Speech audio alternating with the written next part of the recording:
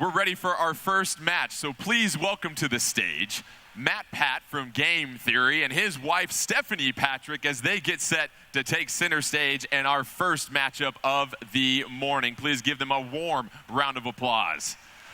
And now it's interesting because we have the husband-wife duo going up.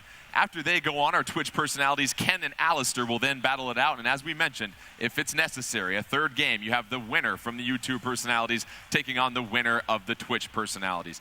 As we said, Stephanie Patrick, wife of Matpat. Throwing them in the fire right off the bat here, Vicky. I just hope whoever loses gets to compensate and do the dishes later that night because there are going to be some hands being thrown. And D1, these YouTube personalities, they're going to select their character prior to the match. And so they're obviously going to know who's going with who. But when you look at getting a chance to get familiarized with this, what are some of those core things that people that are first getting introduced to this really need to learn to grasp?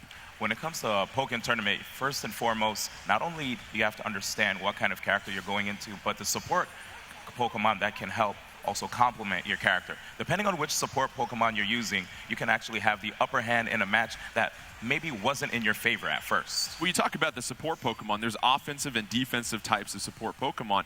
How interesting is it that a lot of these fighters will try to find that support Pokemon that either contrasts their playstyle or supports it? Oh, indeed. There's some Pokemon that actually allow players that are really into rushdown find a way to get through projectile zoners, while other Pokemon can actually just clear a path for those people that maybe get pressured way too much. And here we already have it, Scizor, one of my favorite Pokemon, taking the stage. Two of the new Pokemon you can catch in Pokken Tournament Deluxe on Switch as that comes out. Matpat versus Stephanie Pat. Scizor versus Empoleon. Let's get this started off in field phase right now. Scizor gonna unleash a couple projectiles right here, get some damage on Empoleon. Meanwhile, Empoleon doing a fine job of blocking Vicky, and being able to master that block is critical. It is very critical, and as we saw right there, already a phase change. This is where you're gonna see the most damage being done. This is dual phase. You wanna rack up as much damage as possible, and immediately with another phase shift right there, Matpat as Empoleon putting some pressure on Stephanie Pat, who is going to be Scizor. Meanwhile, Scizor doing a fine job of zoning out Empoleon early on here, D1. But you already see Empoleon just using Aqua Jet to get inside. Empoleon, not quite the fastest character, but if he's able to use Aqua Jet, he has 4 different options out of it that allows him to get in. And already right there, taking the first round over Scizor. Empoleon with the grab to secure that one. That means Matpat gets the victory. If Matt wins one more round, he's victorious. And there's something about marriage advice. You can either be victorious or happy. So I'll let you think about that one, Matt, as you get set for the next round here. Now, as we get set, we saw with Scizor, Stephanie Pat really struggling for the most part to get a lot of big hits on Empoleon. Empoleon doing a fine job of blocking Vicky.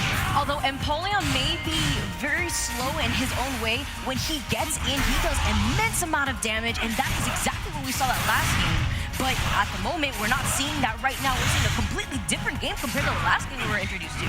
Full synergy gauge for both players right now. And how important is that synergy gauge, D1, as far as the timing of when you want to use it?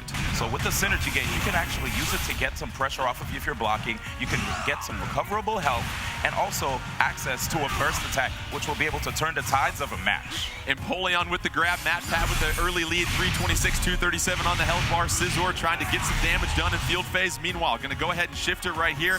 Stephanie Patrick trying to hang on and force a third round in this game between the two that are the husband and wife. Meanwhile, Empoleon with yet another grab, and Vicky, Stephanie unable to negate those grabs. That's quite unfortunate right there, but she's activating her burst mode right now. That burst mode does a lot of damage, exactly 223 to be exact. He needs to watch out with only 51 health. Oh, but unfortunately misses just by a tad bit. Here comes the support Pokemon with Latia. Stephanie Pat trying to give Matpat a to-do list and get to the third round here. However, Empoleon into the synergy burst, and Stephanie Pat with the victory. And we're going to have a third round to decide this game between the two from Game Theory. And what we saw was Stephanie Pat getting into that synergy burst and being able to apply some pressure on Empoleon right there. And Matpat did activate his synergy burst as well, but was unable to take advantage of that opportunity too. Third and final round in this game between Matpat and Stephanie Pat, our two YouTube personalities. A couple of early hits here for Empoleon. And when you look at the support Pokemon D1, how can they play a huge role in this third and final round? If we're looking at Matpat's Pokemon Fennekin right there, you actually are able to use a move that is able to get the opponent off of you upon wake up.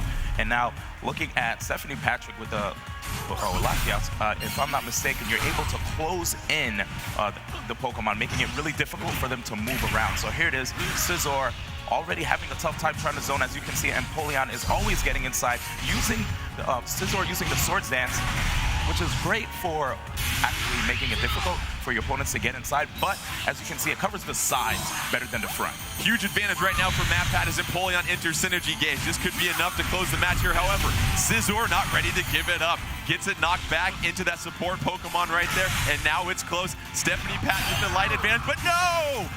Matpat gonna go ahead and get the victory over Stephanie Pat. Impressive performance by Empoleon, and we saw Scizor, Stephanie Pat, try to get some damage late in that one, try to turn things around, but what we saw from Empoleon and Matpat the entire time, able to sort of stay in that mid-zone area and keep Scizor nice and uncomfortable.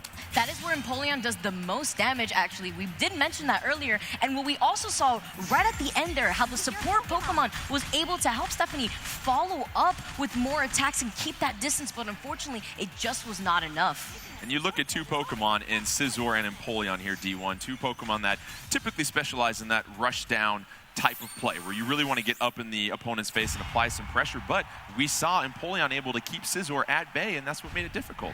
Yeah, man, the Ice Beam right there from Empoleon is such a great zoning tool, and right afterwards, you're able to slide right in once you apply that little bit of pressure and get up in the opponent's face. Empoleon has such great tools to even break counters, but we're going to go into this next match here with Allister versus Ken.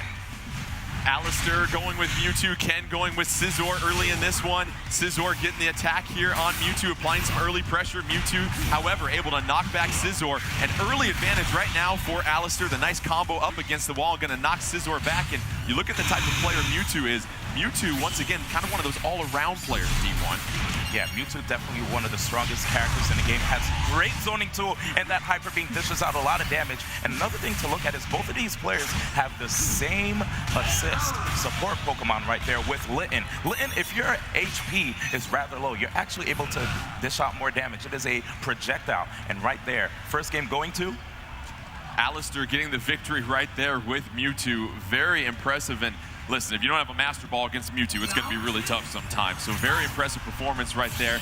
Can Ken force a third round, or else the victory is going to go this match to Matpat and Allister? Let's pick this one up early on. Again, more pressure just being applied by Mewtwo and able to just get Scizor up against that wall, get those combos, and Vicky, it is very difficult sometimes when you get pinned up against the edge of the stage.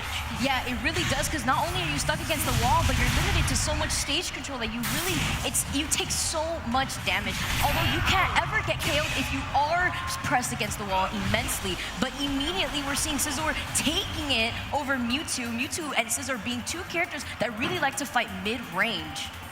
There you have it. Allister making quick work of Ken, getting the two victories right there. And so that is game, set, and match for the combination of Matpat and Allister. They will advance in our bracket.